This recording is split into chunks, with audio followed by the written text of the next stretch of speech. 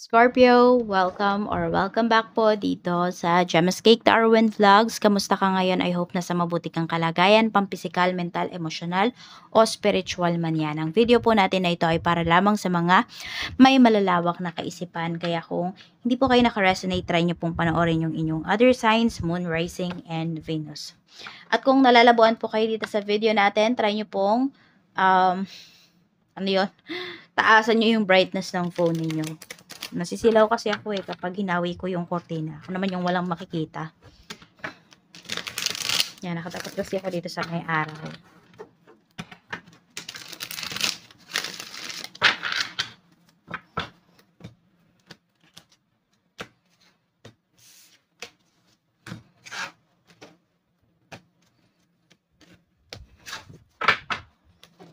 Sa mga mag-a-avail po ng ating services, ng ating products, mensahe lang po kayo dyan sa link na nasa comment section natin. Click nyo lang po yon. Yun lang po yung ating Facebook page. Kaya mag-iingat kayo kasi may nanggagaya sa atin. Again, hindi ko po kayo kukulitin sa services na ino-offer ko.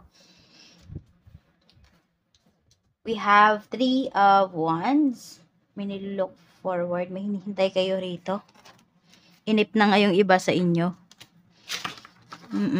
Tingnan natin. Nagbabalak ba yung iba sa inyong mga ibang bansa or mag-cross country? The situation will improve. So, aayon naman po sa'yo kung ano man tong sitwasyon na ngayon ay feeling mo hindi umaayon sa'yo. Feeling mo, yes, yung iba sa inyo, stress kayo rito. But do not worry. Sabi nga, aayon po ito sa'yo.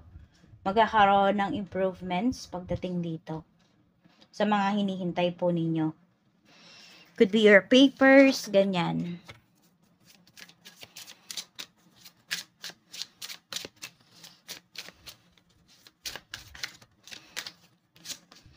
Change. May pagbabago na nangyayari dito sa life mo. This is about your money, career, business. Sabi dito, a change for the better is headed your way. Embrace it. So kung meron dito na talagang kumakapit kayo sa isang bagay na alam niyo na wala nang mangyayari, don't just let go. Mahihirapan lang po kayo.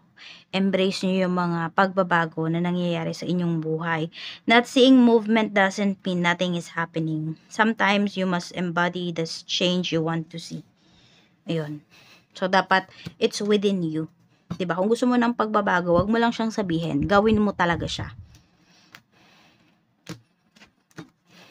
Sa kaperahan po, ayan, we have the Star, we have the Empress, and we have Justice.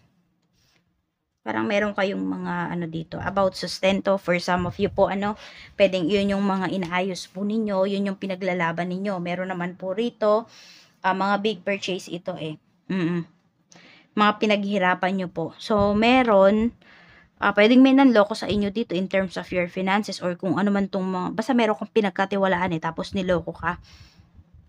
Some of you nga yung tao na to, masasabi mo professional pa siya pero manloloko pala. Tapos meron tayo dito, 'di ba, 3 of Wands. So kung nasa malayo kayo, pwedeng ang hinihintay ninyo makauwi kayo para maayos nyo po itong mga sitwasyones na ito, itong mga kailangan ng pirma ninyo. May struggle in terms of money. Kasi nai-stress kayo Meron pa naman kayong pera. Actually, marami pang pera yung iba sa inyo. Kaya lang, syempre, meron din kayong nilabas na pera at naloko kayo. Yun yung gusto ninyong ipaglaban dito. Sa career naman, we have the World, we have King of Pentacles, and meron po tayo ditong Ace of Pentacles. Yan. Meron ba malapit nang matapos yung yung kontrata ninyo? Kung ma-offeran pa po kayo rito ng other contracts. Ayan Mare-renew yung contract ninyo dito or ma-extend po kayo. Kung mayroon naman nagbabalak na mag-cross country, ayan po, maganda rin po yung energy na pinapakita sa inyo rito. So, kung yun naman yung ninanais ninyo, i-go nyo na po yan. Sabi nga, di ba, kung gusto mo ng pagbabago, wag mo lang siya laging isipin. Actionan mo siya. So, yan po, need nyo ng umaksyon kung yun yung gusto ninyo. Sa business naman, we have 7 of Wands. Meron tayo ditong 9 of Wands. So, kailangan nyo maging strict in terms of your policies pagdating dito sa business. 7 of Pentacles. Nagiging mabait yata kayo Ayun nga, na full memory na naman tayo. So, this is 7 of Pentacles. Medyo mabagal yung, yung pag-usad dito sa negosyo ninyo. Need yung maging strict. Oo. Ang daming nakikipagkumpetensya sa inyo. Actually, madaming nag-i-evil eye sa inyo. Kaya mag-ingat daw kayo rito sa mga taong pagkakatiwalaan nyo po pagdating sa inyong business. Tignan naman natin pagdating sa love life. Kumusta naman po ang love life ni Scorpio? Pero sinasabi nga dito, no, the situation will improve. So, kung ano man yung kabagalan na nangyayari dito sa negosyo ninyo, ano man yung frustration na nararamdaman po ninyo, mag-i-improve naman yan. Pero, syempre, puro once yung nandito, no, sa energy mo. So, you need to take action talaga. Sa love life, ayan, we have justice. So, may pinaglalaban nga po yung iba sa inyo. Pwedeng, yung iba, about sa sustento. Meron po dito, pwede po na, may third party ba? At yun yung ginagawa niya ng solusyon ngayon, no? Para mawala na sa relationship ninyo. Para, sabi dito, divorce, legal papers, legal matters. So, mag-ingat lang din kayo ha. Kasi meron dito, baka mamaya yung karelasyon nyo pala is merong asawa. Tingnan natin. So, kung meron man na nag-iisip na kailangan aksyonan na, kailangan gawa na ng legal actions, ganyan. So, pwedeng magdalawang isip pa yung taong yon. Or maybe ikaw, pwedeng maayos pa kasi mapag-usapan. Ace of Cups. So, mas mananaig pa rin yung feelings. So, yun nga, sabi ko sa inyo dito, diba? Kung meron nga dito, parang feeling mo papunta na sa mga legal matters yung yung mga pag-uusap ninyo, pwede pa pong madaan sa mas maayos na usapan, pwede pa kayong mag-usap ng asawa mo, masolusyonan nyo yung mga problems ninyo. Meron din naman po rito, kung sinasabi ng person mo na hiwalay na sila, hindi na sila okay ng asawa niya, magdalawang isip po kayo. Kasi mukhang hindi eh. Maayos pa sila. So baka mamaya, ikaw yung nagiging hadlang para mabuo yung family nila. Tignan mo din yung ano na yun ha, yung part na yun pagdating dito sa pakikipagrelasyon. Oo, you make sure talaga na kung meron kang karelasyon na may asawa, you make sure talaga na hiwalay talaga sila. Okay?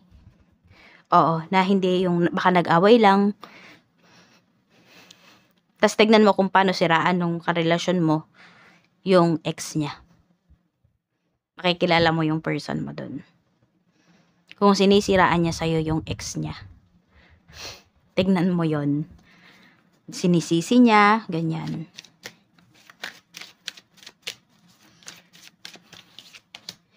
Okay, we have 9 of Cups. Dapat mong pagtuunan ng pansin o kayong mga bagay na nagbibigay ng saya sa'yo.